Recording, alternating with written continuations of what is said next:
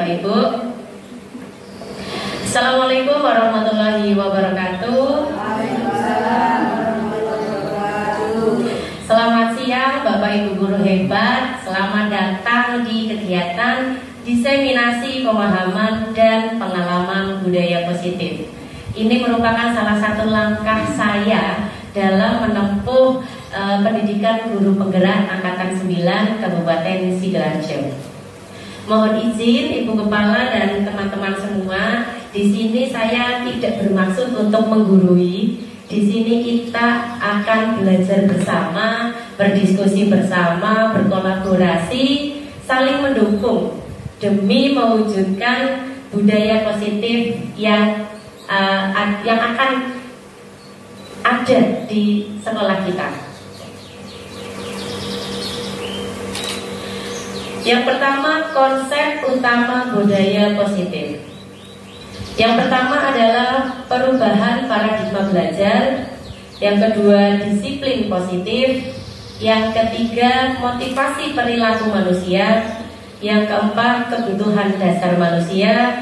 Yang kelima, posisi kontrol restitusi. Yang keenam, keyakinan kelas. Dan yang ketujuh, segitiga restitusi.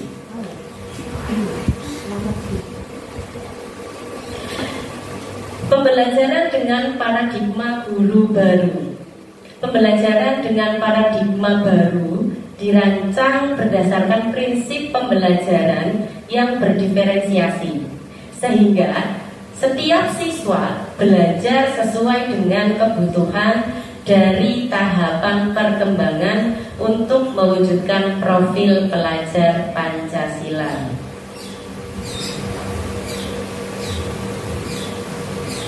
Disiplin positif. Dalam budaya kita, makna kata disiplin adalah sesuatu yang dilakukan seseorang pada orang lain untuk mendapatkan kepatuhan. Kita cenderung menghubungkan kata disiplin dengan ketidaknyamanan. Sebagai pendidik, tujuan kita yaitu menciptakan murid yang merdeka.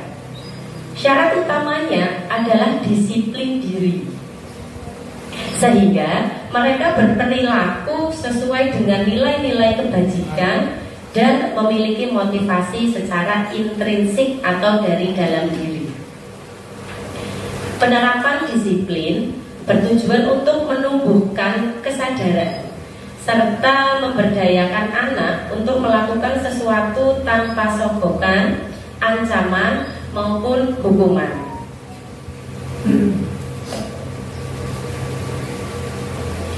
Kebutuhan dasar manusia. Terdapat 5 kebutuhan dasar manusia. Yang pertama adalah kebutuhan untuk bertahan hidup, seperti makan, minum, tidur, itu kebutuhan untuk bertahan hidup. Kemudian kebutuhan akan kasih sayang dan rasa diterima. Yang ketiga adalah penguasaan. Yang keempat adalah kebebasan. Dan yang kelima adalah kesenangan.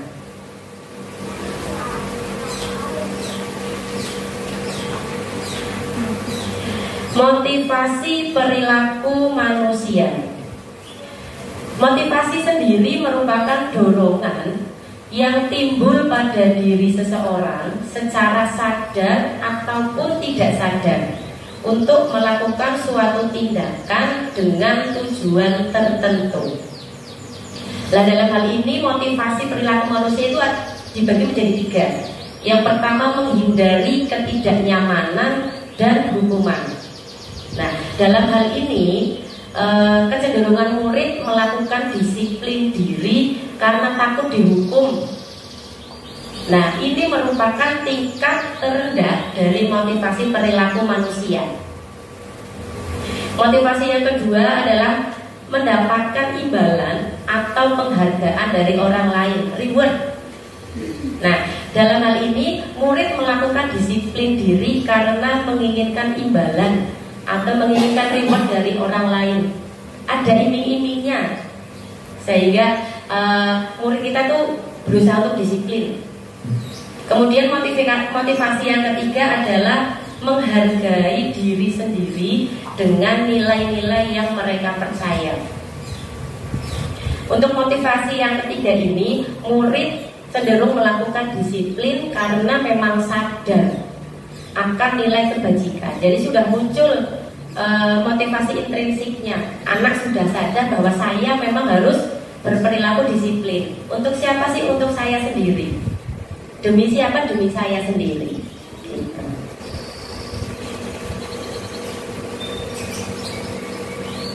Nah, ini yang sering kita kenal dengan istilah reward and punishment.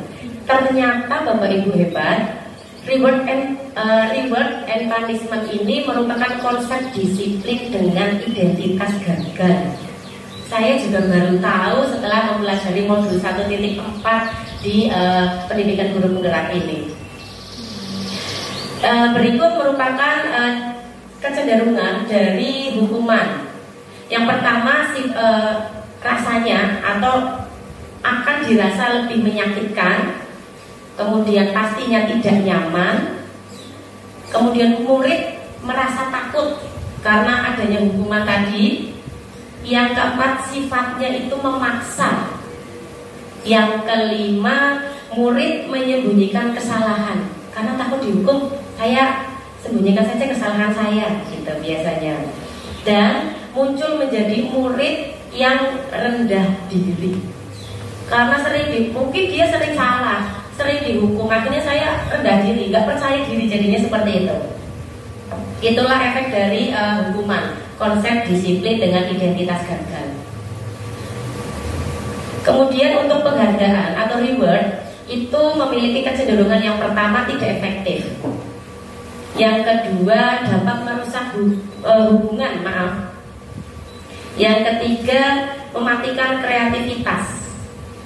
Yang keempat menghukum dengan sistem ranking. Nah ini ya, kadang kita mengklasifikasikan anak sesuai dengan rankingnya, siapa yang pintar gitu kan ya.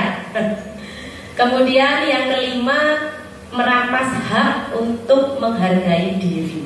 Jadi mungkin sering kita jumpai murid kita ketika kita memberikan penghargaan, reward, muncul sebenarnya tanpa kita sadari ada anak yang merasa semakin tidak percaya diri dan semakin tidak menghargai diri. Kok saya tidak bisa ya seperti si A, padahal saya sudah mampunya saya seperti ini. Kenapa saya tidak mendapat penghargaan?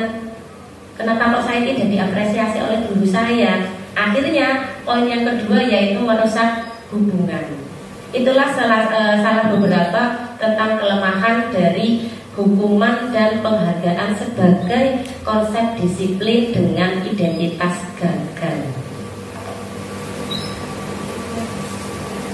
Selanjutnya, inilah konsep disiplin dengan identitas sukses, yaitu adanya konsekuensi dan restitusi. Konsekuensi sendiri memiliki penguatan jangka pendek. Yang kedua, perlu monitoring berkelanjutan secara terus-menerus. Kemudian yang ketiga, adanya stimulus respon. Yang keempat, murid mematuhi peraturan pasti di sini. Yang kelima, waktu tersita untuk merenungi kesalahan. Konsekuensi di sini dalam artian seperti ini. Kita punya peraturan. Anak melanggar peraturan. Misal anak tidak mengerjakan PR. Nah, gitu ya. Kemudian konsekuensinya apa sih? Konsekuensinya berarti anak akan mengerjakan di sekolah, mungkin seperti itu ya Bu Evi ya. Nah, betul. Itu konsekuensi dan anak itu sadar. Anak itu tahu konsekuensinya. Kalau tidak mengerjakan PR, berarti saya harus mengerjakan di sekolah. Anak patuh dengan peraturan itu tadi. Anak sadar. Tapi butuh waktu untuk merenungi kesalahan itu tadi. Sedangkan untuk restitusi, yang pertama murid menjadi bertanggung jawab atas perilakunya. Yang kedua, fokus pada pemecahan masalah jangka panjang. Yang ketiga, murid menghormati dirinya dan orang lain. Yang keempat, adanya teori kontrol, bahwa dirinya merupakan pusat kontrol atas perilaku yang dilakukan. Yang kelima, murid bersemangat pastinya untuk memperbaiki kesalahan. Dalam restitusi ini terdapat nilai bahwa anak itu dituntun untuk menyadari kesalahannya serta mendapat solusi atas permasalahan yang dimunculkan tadi.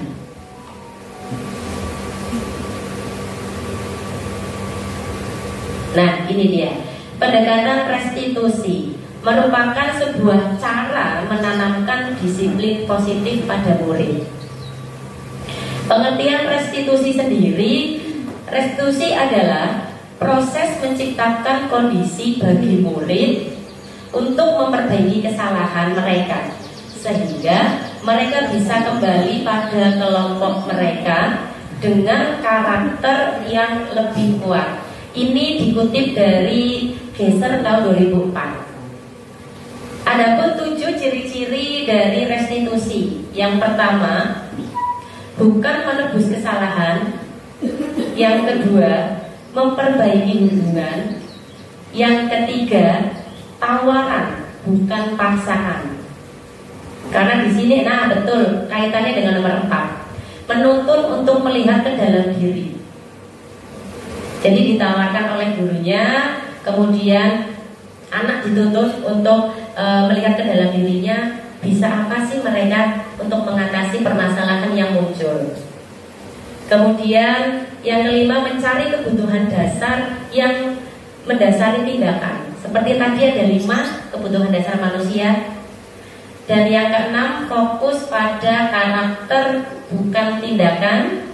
Dan yang terakhir, menguatkan dan fokus pada solusi. Inilah ciri-ciri dari restitusi.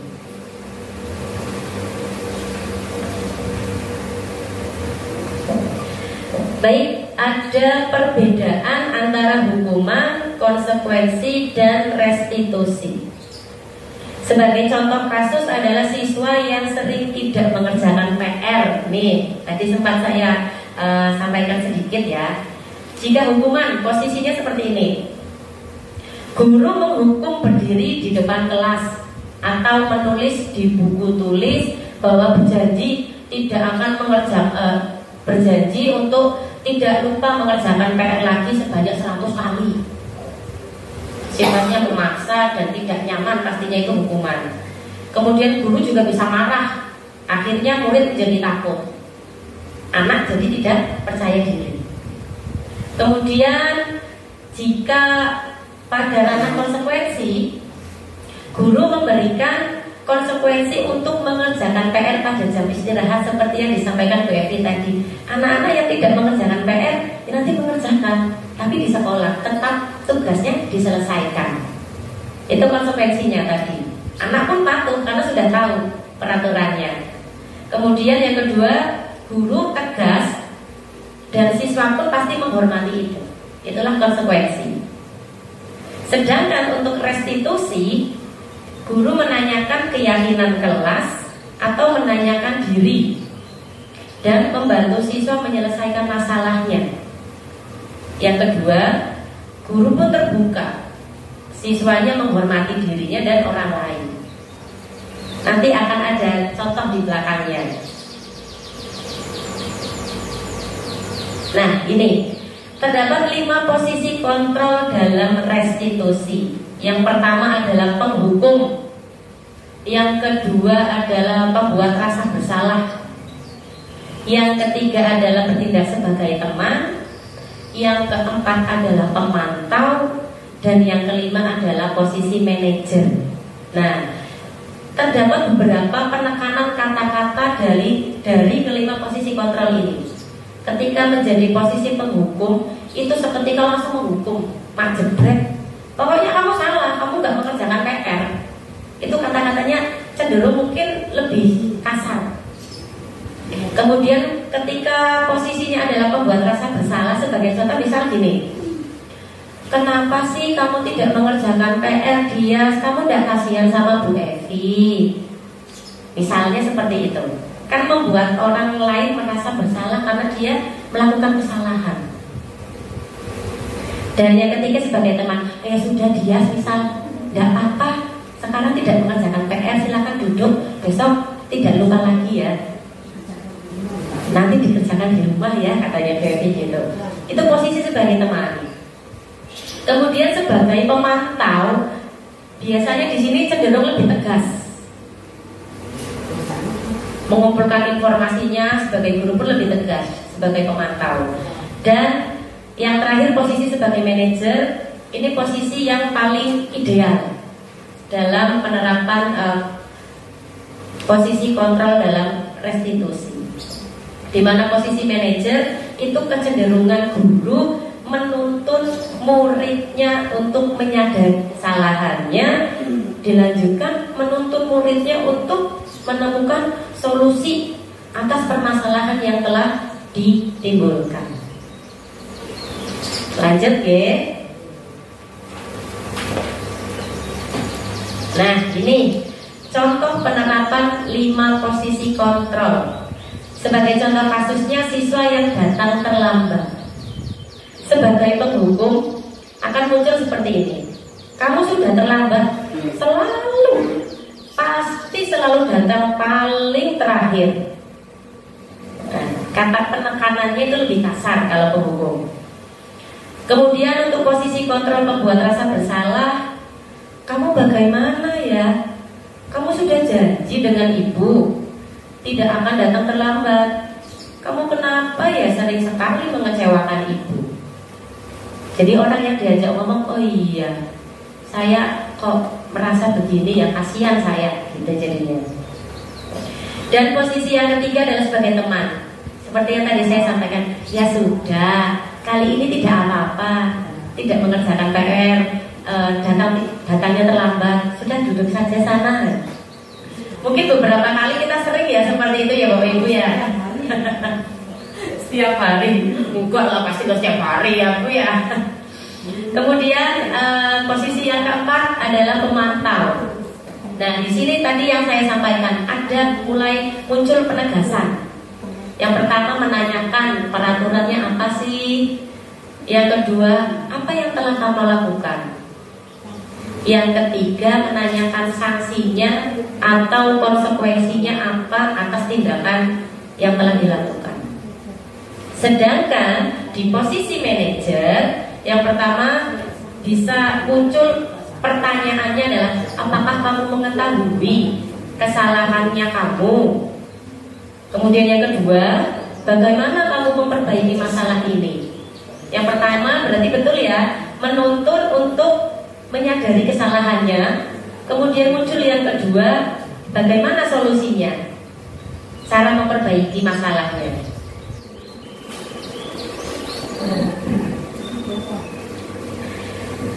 Kita lanjut ke materi keyakinan kelas. Mengapa keyakinan kelas? Mengapa tidak peraturan kelas saja ya? Nah, di sini ada beberapa karakteristik dari keyakinan kelas. Yang pertama, keyakinan kelas itu lebih bersifat abstrak daripada peraturan yang lebih rinci dan konkret. Yang kedua, berupa pernyataan universal.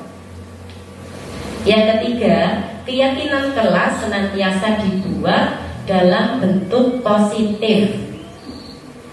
Yang keempat, sedikit saja agar mudah diingat. Yang kelima, sesuai kondisi kelas dan sekolah agar mudah diterapkan. Jadi kenapa saya bilang sesuai kondisi kelas? Belum tentu keyakinan kelas 4 itu bisa sama dengan keyakinan kelas 5 ataupun kelas yang lainnya. Karena keadaan kelasnya berbeda-beda, kesepakatannya beda-beda, yang diyakini pun berbeda. Apakah bisa berubah setiap saat? Bisa. Dan yang terakhir, semua warga kelas atau sekolah dilibatkan dalam membuat keyakinan tersebut.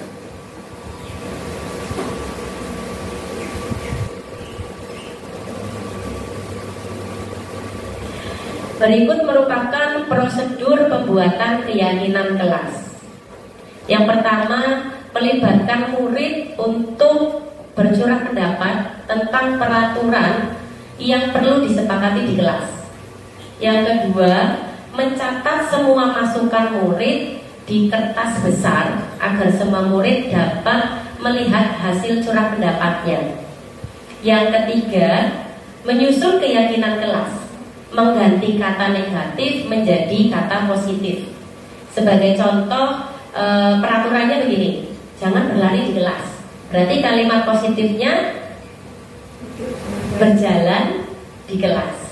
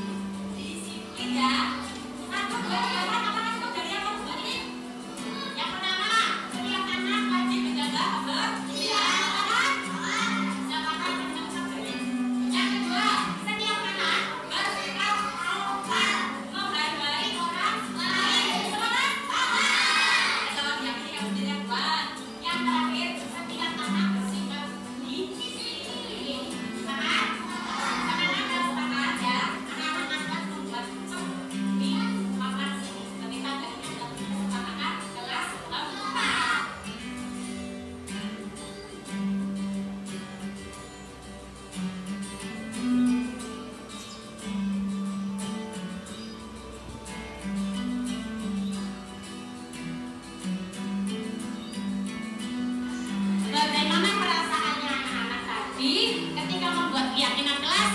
Seru. Sudah minggu apa Mas Ibu tadi? Oke, intinya dari peraturan-peraturan yang sudah ada dibuat menjadi kalimat positif. Saya yakin tanpa adanya perintah dari guru. Betul. Berarti karena anak-anak sudah yakin dorongannya dari diri. Betul, dari diri sendiri. Nah, terima kasih ya.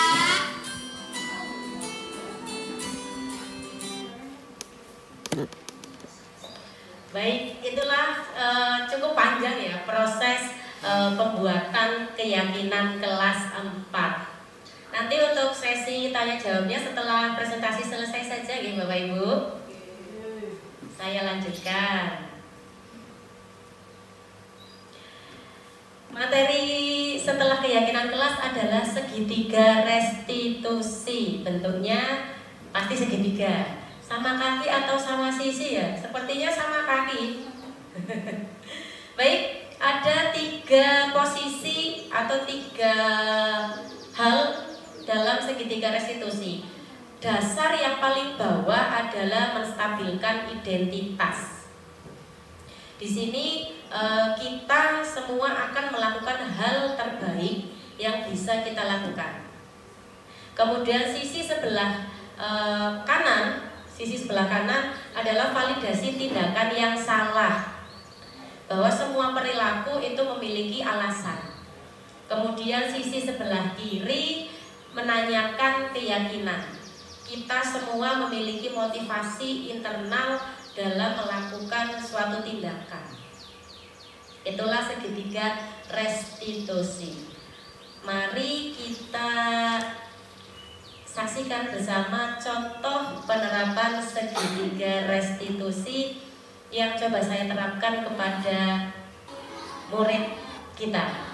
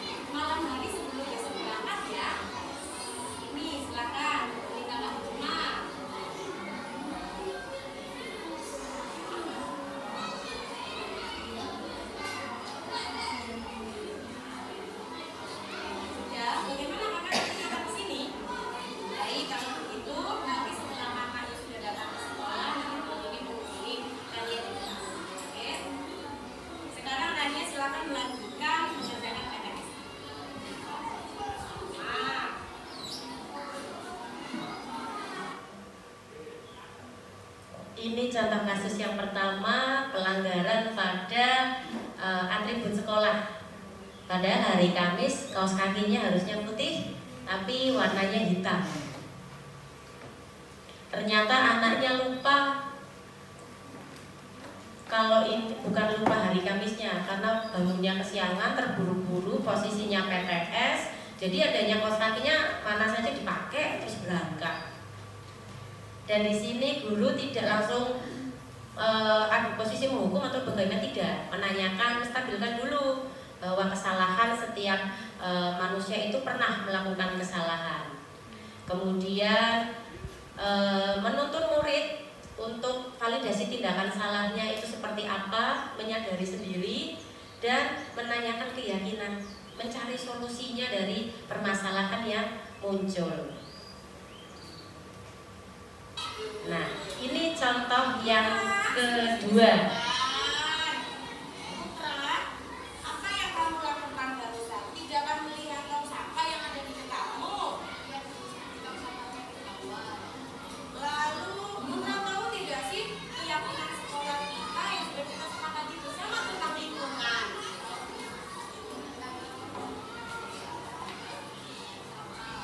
Oke, ini yakin kesalahan itu wajar bagi kita sebagai manusia. Tapi setelah Putra sudah terlanjur melakukan sampahnya dibuang tidak pada tempatnya, apa yang dapat Putra lakukan untuk memperbaiki kesalahan ini?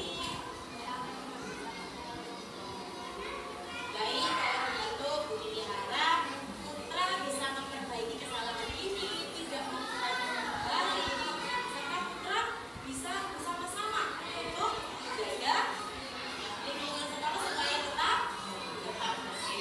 Baik, silakan. Sama-sama, tidak apa-apa. Terima kasih. Nah, dari sini pun anak merasa, dari kasus yang kedua, anak merasa tidak terbebani, walaupun ketahuan buang sampah sembarang di depan gurunya gitu ya. Baik, dalam penerapan program disiplin positif, hendaknya guru memiliki standar kepribadian, profesional, dan sosial yang baik, di mana guru mampu berefleksi pada posisi kontrolnya saat ini. Bagaimana dirinya sebagai among atau posisi manajer yang menentukan murid-murid menjadi insan mandiri, merdeka, dan bertanggung jawab. Ini merupakan kutipan dari Standar Pendidikan Nasional. Di penghujung sesi ini, semoga sesi belajar hari ini membawa manfaat sehingga dapat mewujudkan pelajar berprofil Pancasila. Salam merdeka belajar. Terima kasih Bapak Ibu guru hebat sudah hadir di diseminasi hari ini. Selanjutnya saya buka untuk sesi tanya jawab ataupun tanggapan. Monggo, dari siapa dulu? Bagus sekali untuk kedepannya bagi kita, kemajuan untuk kita semuanya. Dan ternyata dari apa yang sudah Bu Dini paparkan, saya baru tahu bahwa untuk menangani anak yang bermasalah itu butuh pendekatan khusus. Nah, yang ingin saya tanyakan dari yang sudah Bu Dini paparkan tadi, restitusi, tahapan-tahapan restitusi itu apakah harus urut seperti itu? Mulai dari yang seketika tadi, yang pertama menstabilkan, kemudian validasi dan menanyakan keyakinan, apakah itu harus berurutan atau bisa dibolak-balik? Demikian, terima kasih.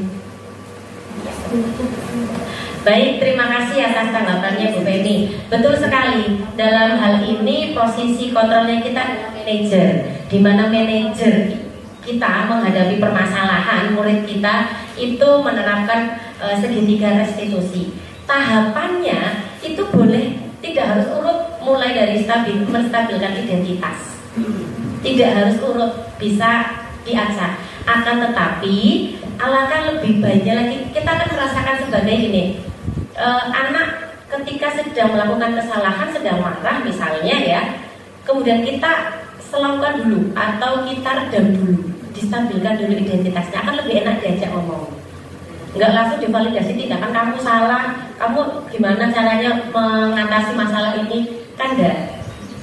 Anjurannya itu memang tidak harus urut, tapi alangkah lebih baiknya anak mulai distabilkan dulu identitasnya, emosinya, baru menuju ke validasi tindakan dan menanyakan keyakinan supaya solusinya muncul atas kesalahan yang telah diperbuat. Begitu ya Bu Femi. Terima kasih. Selanjutnya siapa? Monggo. Oh iya, silakan Bu. Baik, terima kasih Bu Dini. Di sini saya mau menanyakan, bagaimana sih Bu sikap kita jika murid yang kita restitusi itu masih melakukan sebuah kesalahan, bahkan mengulanginya ataupun berganti kesalahan lagi. Itu Bu. Baik. Terima kasih Bu. Aduh, betul sekali dilema gitu ya. Anak salah nggak boleh kita marahin, kita nggak boleh jadi penghukum, tapi anaknya direstitusi tapi masih buat kesalahan lagi gitu ya Bu Usi ya. Oke, jadi tahapan restitusi atau berapa banyak restitusi yang dilakukan itu tidak batasan. Jadi kalau salah ya direstitusi lagi, salah lagi direstitusi lagi. Akan tetapi kita perlu membuat yang namanya rekam jejak. Jadi tahu, nanti itu sebagai salah satu catatan kita mengidentifikasikan kebutuhan dasarnya. Kenapa kok anak ini melakukan tindakan tersebut? Apakah itu karena kebutuhan akan kasih sayang yang tidak terpenuhi? Seperti misalnya dicari perhatian, caper, kan ada ya anak-anak kita yang seperti itu. Atau ternyata sebenarnya dia hanya senang-senang saja. Saya senang kok melakukan ini, buang sampah sembarangan misalnya. Saya senang gitu. Jadi dari beberapa kali anak tersebut melakukan kesalahan, kita restitusi terus, kita punya rekam jejaknya, kita bisa mengidentifikasi kebutuhan dasar anak tersebut dalam melakukan tindakan. Itu apa sih yang mendasari? Gitu. Begitu ya Bu Usi. Terima kasih. Selanjutnya monggo. Siapa? Oke. Sabar Pak Yo, Bu Tuti dulu, ladies first. Monggo. Assalamualaikum warahmatullahi wabarakatuh. Mohon izin bertanya Bu Dini, merujuk pada 5 pilar posisi kontrol. Di sini saya mau bertanya, posisi yang paling ideal itu yang bagaimana dalam menyikapi permasalahan murid. Terima kasih. Baik, terima kasih Bu Tuti. 5 posisi kontrol itu tadi ya. Ada sebagai penghukum, ada sebagai pembuat rasa bersalah, sebagai teman, pemantau, dan manajer. Nah, dari 5 posisi kontrol ini, posisi yang paling disyaratkan dan yang paling ideal adalah posisi manajer. Karena tadi sudah saya sampaikan ada 2 tahapan yang muncul ketika posisinya sebagai manajer. Yang pertama gurunya itu menuntun muridnya menyadari kesalahannya dan membimbing atau menuntun muridnya untuk mencari solusi dari permasalahan yang ditimbulkan.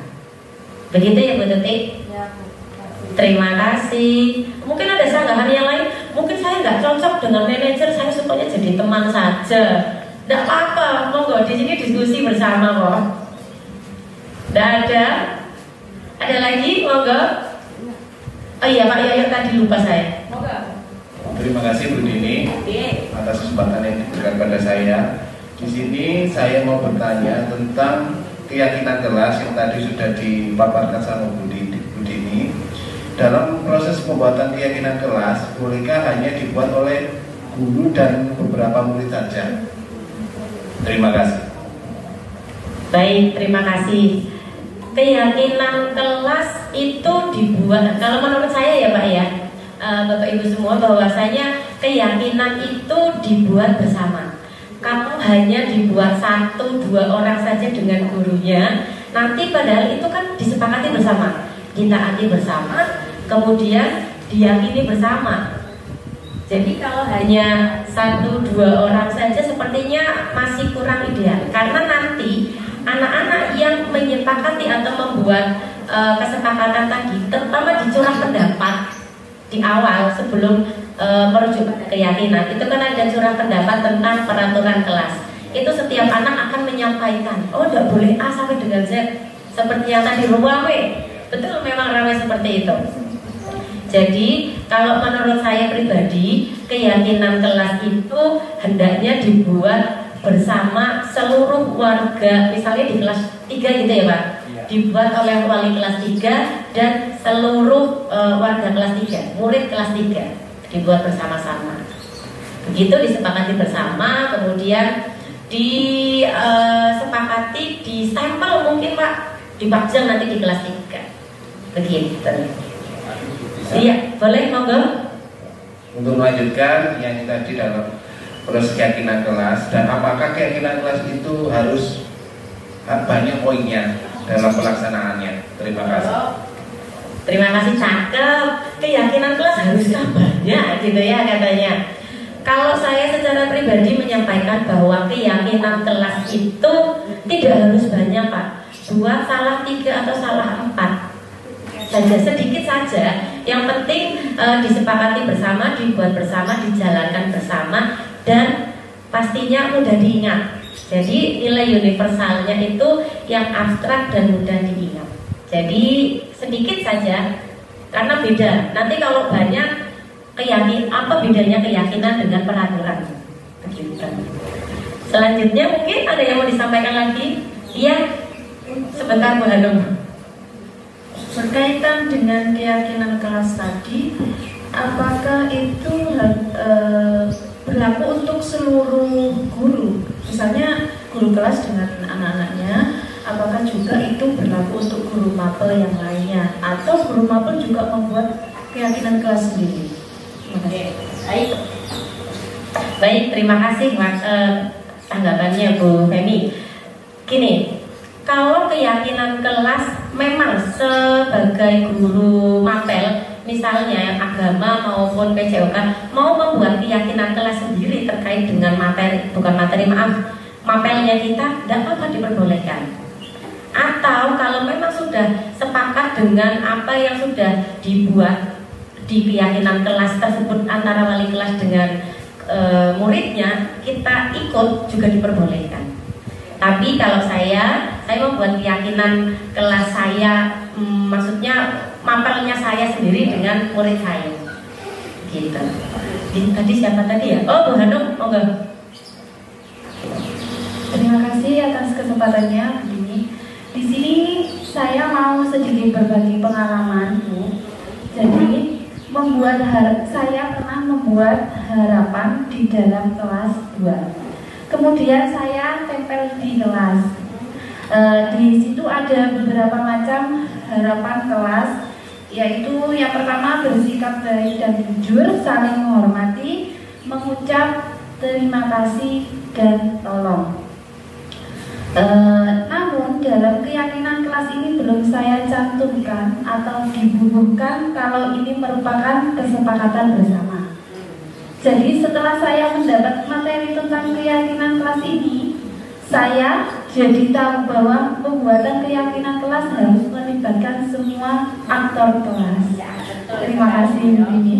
Tepuk tangan dong untuk Bu Hanum, ternyata sudah melaksanakannya, membuat keyakinan kelasnya ya Bu.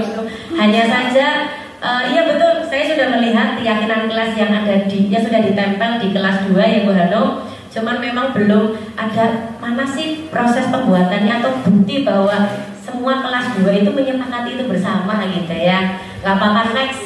Karena gini, keyakinan kelas itu bisa berubah setiap saat sesuai dengan kesepakatan bersama. Kayaknya ini sudah nggak cocok loh bagian yang mana, nanti kita rubah lagi, boleh, bisa gitu. Jadi tidak selalu permanen itu terus nilai keyakinan yang diterapkan di kelas tersebut di masa tersebut gitu ya. Terima kasih Bu Hanum, selamat, hebat, keren loh, sudah buat keyakinan kelas. Monggo Bu Ula. Terima kasih Bu Dini waktu yang telah diberikan pada saya. Di dalam pembelajaran saya memberikan motivasi kepada anak-anak itu berupa hadiah gitu gitu. Saya sering seperti itu karena apa? Untuk memicu anak-anak itu biar berlomba-lomba menjawab. Umpamanya saya mau memberi pertanyaan yang belum pernah, yang tidak ada di situ tapi masuk di situ, masuk di pelajaran itu. Nah, apakah dengan memberi imbalan kepada anak-anak itu yang tadi dikatakan begini bahwa nanti akan membuat tidak nyaman yang lainnya? Nah, apakah tidak boleh? Terima kasih. Baik, terima kasih Bu La. Ya, seperti kalau secara teoritis seperti yang tadi disampaikan bahwa reward and punishment itu merupakan disiplin positif dengan konsep gagal, gitu ya. Karena nanti akan ada beberapa cedera akibat yang ditimbulkan dari adanya reward itu tadi. Bukannya tidak boleh, tapi dalam hal ini karena tadi rewardnya itu berupa barang atau benda, kalau saya boleh menyarankan itu sebaiknya dihindari. Karena itu akhirnya memunculkan motivasi ekstrinsik. Saya mau cepat-cepatan maju untuk jawab karena dapat hadiah dari bulan. Bukan karena saya dorongan dari diri saya kepengen jawab saja karena saya bisa. Begitu. Jadi mengalihkan ya, bukannya kita tidak boleh memberikan reward, tapi rewardnya dalam hal ini apresiasi bisa berupa jempol, tepuk tangan, ataupun misalnya dalam bentuk hal-hal lainnya, ucapan secara verbal itu diperkenankan. Sepertinya tidak begitu memberikan efek istilahnya itu akhirnya merusak hubungan karena nanti akan muncul kecemburuan sosial. Satu kelas ini yang tidak dapat 1-2 orang saja, akhirnya kan cemburu yang lainnya dapat, saya tidak dapat. Gimana sih Bu Bulan, nanti muncul seperti itu. Gitu ya Bu Bulan. Ada lagi monggo, nggak apa-apa. Sebentar Bu Bulan, belum selesai, sabar. Dulu untuk reward seperti anak-anak yang bisa itu dulu saya membuat nama, terus bintang. Kalau yang bisa langsung menempelkan bintang, yang tidak bisa berarti belum dapat bintang. Seperti itu ya berarti. Betul. Berarti kalau barang-barang tidak boleh. Loh, kalau kita kenaikan kelas itu, Kenaikan kelas? Kenaikan kelas kan kita memberikan kayak reward gitu kan, juara 1, 2, 3 itu berarti untuk berikutnya ya selanjutnya itu berarti tidak diperbolehkan. Ya. Terima kasih atas tanggapannya Bu La. Wah, cukup menohok ya.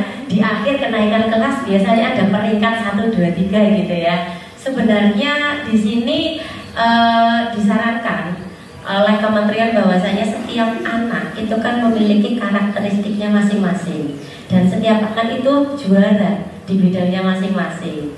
Karena peringkat 1, 2, 3 itu ya berarti nanti akan mengklasifikasikan anak-anak, membeda-bedakan anak-anak. Nah, inilah yang seharusnya ya betul sekali. Dia apa Pak? Dihindari. Diakhiri saat ini juga katanya gitu bahwa kita wajib menghargai setiap pencapaian sekecil apapun dari murid kita. Begitu. Berarti tidak boleh ada ranking-ranking gitu ya. Soalnya kan harus sesuai dengan setiap anak kan mempunyai kelebihan sendiri-sendiri. Berarti tidak ada ranking 1, ranking 2, ranking 3. Ya. Peringkat itu ya betul. Peringkat itu nanti akan membedakan anak, akhirnya mengklasifikasikan. Muncul si paling pinter, si yang paling kurang pinter misalnya seperti itu. Padahal kan setiap anak startnya itu beda-beda, kemampuannya beda-beda. Kemampuannya sendiri-sendiri. Belum tentu anak yang tidak bisa matematika, PJOK-nya juga tidak bisa. Nah, begitulah. Jadi makanya setiap anak itu punya karakteristik uniknya masing-masing dan itu patut kita apresiasi bersama. Monggo dilanjut, ada yang mau ditambahkan? Silakan Bu Evi. Terima kasih atas waktunya. Saya hanya berpendapat saja ya Bu. ternyata dari diseminasi ini saya baru tahu kalau penerapan disiplin melalui hukuman dan penghargaan ini merupakan konsep disiplin dengan identitas gagal dan perlu kita hindari. Dan penerapan disiplin positif melalui konsekuensi dan restitusi itu lebih baik dan dianjurkan. Jadi selama ini paradigma kita dalam disiplin positif perlu diubah, kecenderungan menjadi penghukum atau pembuat rasa bersalah pun harus mulai dikurangi atau bahkan dihilangkan. Ya, betul sekali. Sehingga disiplin itu muncul dari dorongan dalam diri murid kita atau motivasi intrinsik. Terima kasih. Tepuk tangan dong untuk Bu Evi. Oh gitu ya, betul. Ternyata kata Bu Evi, setelah menyimak ini tadi, konsep disiplin dengan konsep gagal dan berhasil itu tadi sudah disampaikan oleh Bu Evi. Betul sekali Bu Evi, bahwasanya konsekuensi dan restitusi itu secara teoritis yang harus kita laksanakan. Jadi sebagai penghukum, membuat rasa bersalah itu kita tinggalkan. Gitu ya Bu Evi, terima kasih. Selanjutnya ada yang mau disampaikan lagi? Monggo.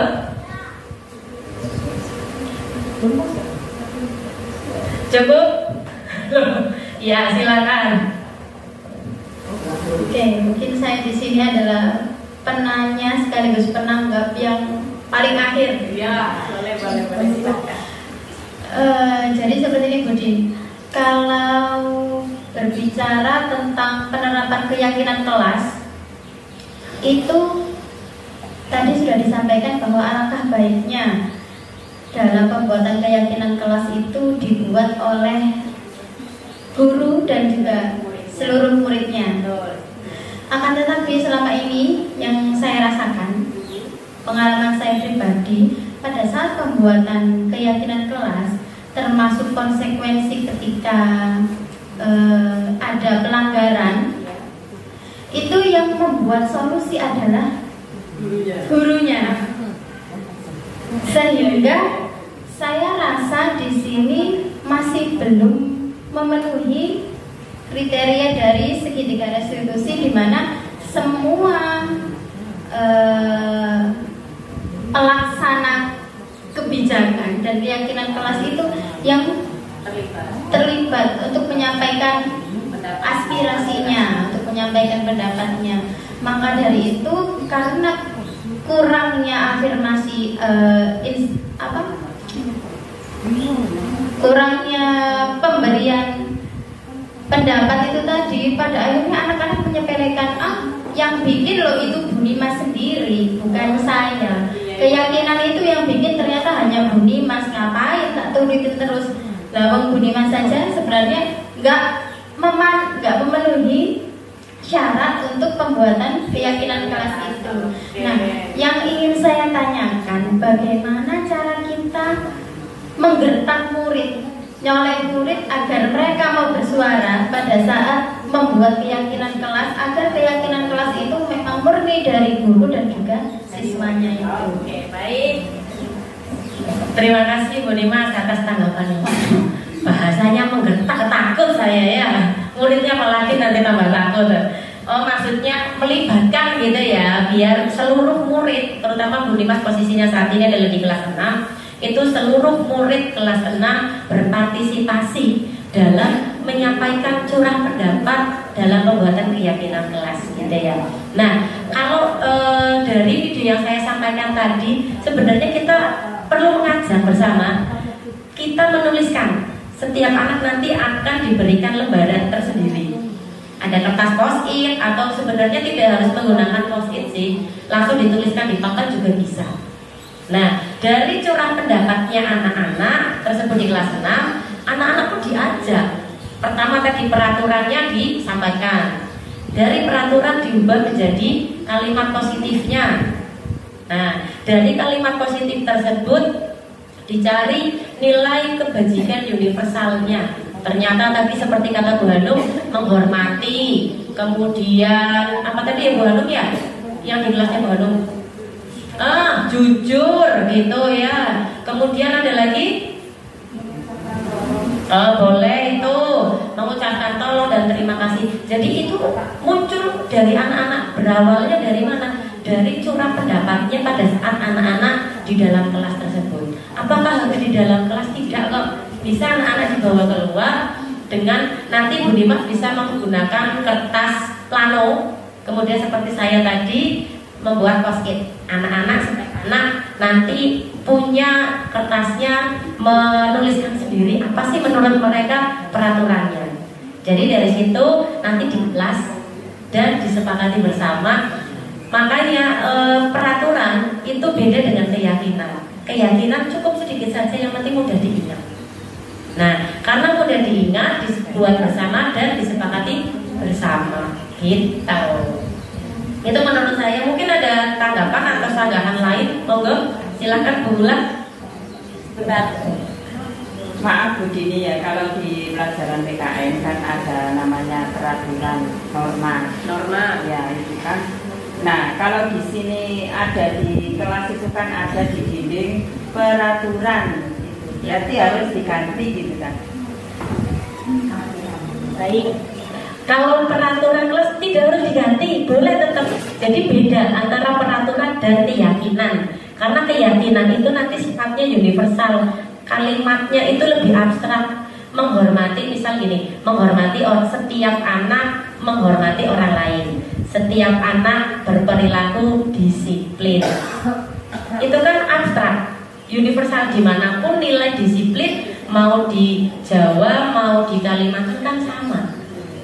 Kira-kira disiplinnya tidak lebih rinci, datang tepat waktu dan sebagainya. Itulah tadi nilai positifnya, kalimat positifnya dari beberapa peraturan. Jadi peraturan itu lebih rinci, nggak harus diganti kok, tetap ada, tapi bisa ditambahkan dengan membuat keyakinan kelas. Tadi dia mau ditambahkan Bu Dimas, monggo. Sebenarnya pertanyaan saya sudah sedikit disinggung sama Bu Dini. Berarti pembuatan keyakinan kelas itu berdasarkan dari peraturan. Peraturan secara menyeluruh, bisa juga peraturan di dalam kelas. Betul sekali. Ya. Betul, dasarnya itu dari peraturan. Curah pendapatnya tentang peraturan, berbagai macam peraturan yang sekolah maupun yang ada di kelas. Gitu. Ada lagi yang mau disampaikan? Tidak apa-apa, monggo Bapak Ibu. Sudah, cukup. Baik, dirasa memang cukup, sudah cukup siang juga Bapak Ibu. Saya sekali lagi menyampaikan terima kasih sudah berkenan hadir di kegiatan hari ini. Mohon maaf apabila dalam penyampaian saya masih terdapat kata-kata yang kurang berkenan, kurang dan lebihnya sekali lagi saya mohon maaf. Izinkan saya menutup diseminasi hari ini dengan sebuah pantun. Anak kecil duduk di papan, memakai dasi dan juga celana. Puluhan menit berdiri di depan. Semoga presentasi ini memberikan makna.